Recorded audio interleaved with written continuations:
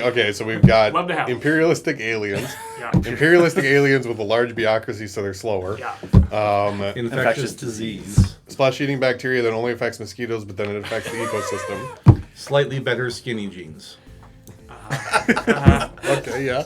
Hello, welcome to Board Game Barrister, our local game shop in Milwaukee, Wisconsin. I'm Andy, and I'm here with Gordon, Theo, Glenn, and Ian, and today we're talking Ito, a little card game where we're going to try to put our cards in number order, lowest to highest, based on clues we're giving each other. It's a little hard to explain, so I'm just going to show you. Let's get into it. Welcome to Ito, a cooperative card game where we're going to work together to try to put our number cards in order from lowest to highest. The only information we get about the cards other players are putting on the table is the clue they give us that falls somewhere in a category. To start each game, each player is going to choose a color of player card and put those in front of themselves. And then we'll jump right into the first round. And each round's going to have a category out of our deck of category cards here. So for our first round here, we're going to have useful things to bring to a desert island. And we've also got our deck of 100 cards numbered 1 through 100, and each player is going to draw one card. Now, as I said, our goal in each round is to put these cards in numbered order from lowest to highest, so everybody's going to look at their card without sharing it with anybody else, and we'll try to think of something of that value within our category for the round. So if in this category, the higher the number, the more useful the item to bring to a desert island is, we actually have a pretty low number, which means we have to try to think of something that would be pretty useless. And as soon as any player at the table is ready with their clue, they can place one of their player cards under their number card to show that that's their card, and add it to our lineup right next to our 0. You're not allowed to indicate how high your number is by placing it a certain distance away from that 0. The first card always just goes right next to the 0. And now each other player, as they're thinking of clues for their number, is going to slot theirs in where they think it belongs among the clues that have already been given. So if this first player had said something like a hunting knife, that's actually a pretty useful item. I would guess that their number is pretty high. And with my low number, I'm still going to give a clue and I'm going to slot myself in where I think I belong. I think I'm definitely lower than a hunting knife. And with that card that we already saw, I'm going to say a television. Now, as we continue to add these cards into the lineup, we're allowed to openly discuss the clues in comparison with each other, why we think players would have slotted themselves in where, whether we think some of them should be swapped with each other. In fact, as that discussion continues, you're even allowed to change your clue to something else if you think that your clue doesn't quite line up with your value anymore. But once we feel pretty good about the decisions we've made and everybody's clues lining up in this case, least useful to most useful order, we can say, okay, we think we're ready, and we're going to flip over those cards. Now, of course, what we're looking for as we flip these over is to see those cards in proper lowest to highest order. If we happen to have some that are out of order with each other, that's a mistake we made along the way, and that's a point for discussion. But the nice part about this game is that there's no scoring at the end of a round, and there's no real way to fail. Instead, you just end up with things to talk about and discuss after each round. And when we're ready, we're going to move on to the next round. If you start to feel confident playing this normal way and you want to add some more intrigue to the game, you can come up with your own categories if you want to, and you can play a special challenge mode where instead of a single card for each player, everybody will draw 2 cards to start the round, and then we'll need to try to get twice as many clues out here on the table. That's why each player has multiple player cards so that they can have multiple clues out at a time in that challenge mode. And when does the game end? Well, whenever you feel ready to stop. Since there's no scoring, there's nothing to compare yourselves to, there's no distinct beginning and end point, so you can play for as long as feels fun and then wrap it up whenever you feel ready.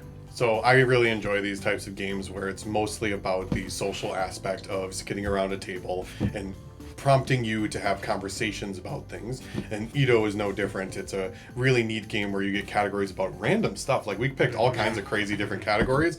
Putting those down and having the discussion happen during the gameplay was really cool. Like, a lot of these you're not allowed to speak after you give your clue or like give inference of why you were putting it in certain ways, but the ability to just discuss with each other at the end of the round, really, we think this goes there, and having that discussion pre-flip and reveal gave it a really neat, again, table talk and conversation that happened, and you still get the moment of flipping over everything. And the one that we got perfect, we were all cheering and clapping at the end of it, and it was really, really enjoyable experience how the table talk cadenced out.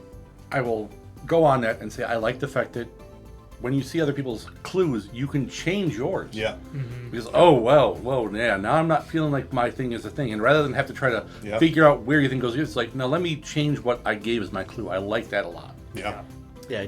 The ability to change your clue, I think, is a really nice addition, because in all these other games, your clue's always locked and you're just stuck there. Yeah. This time it's like, oh, you said, well, I think it's more this now. And then, for sure. Yeah. Best compliment. Crikey, but you have a beautiful voice. All right, let's dissect the Australian leanings in Gordon's answer. That outfit barely does you justice.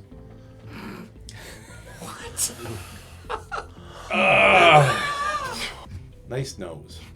I mean, I just want this round to be over. then just throw one in there. I can tell you spend a bunch of time making yourself look good.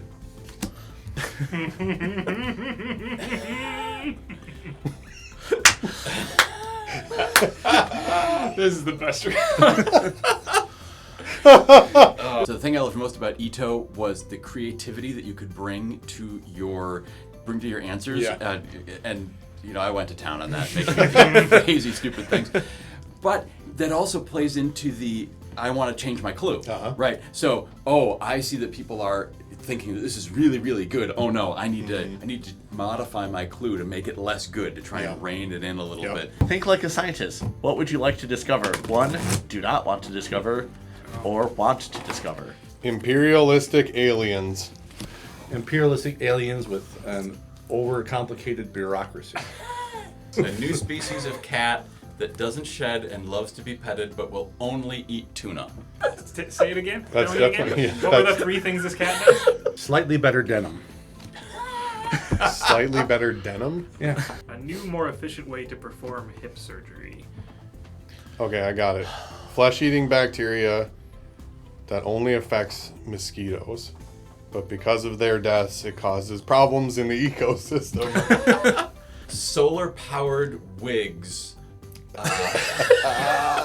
Okay. Cool, I like it. So far, bigs will don't need charge- Actually, power. this is great. That will charge your personal battery Oh, that's pack. amazing.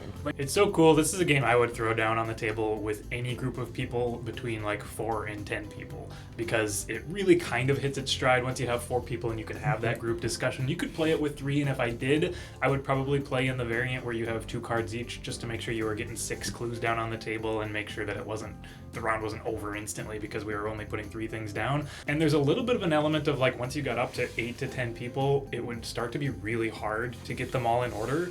But there's no scoring, so like, who cares? Yeah. Like, you already did the fun part. You're gonna flip over all the cards and go, oh, those 2 are out of order. Oh, wow, that's crazy. Why'd you put that there? Okay, next card, and then you're on to the races. So like, it fits so many groups so well. Well, and speaking of the categories too, they separated the cards into some other interesting things too. So they made it so that you could play with younger folks as well. So they have family cards in there that are a little bit easier categories from what I could tell just kind of looking through them. So I think it's a great game that you can get to the table with the kids too if you wanted to play something that's, favorite holiday is a lot easier than Arbor Day. think like a scientist if you discover something, etc. The different categories that we played in our video. All right, I think that does it for Ito. Thank you so much for joining us for this one. We had a really fun time with this one. We hope you had fun watching. As always, hit that like, leave a comment if you got one. Subscribe if you want to see our new videos every week, and check out our online store where you will find some Ito and a bunch of other cool stuff. Thanks for joining us this week. We will see you next time.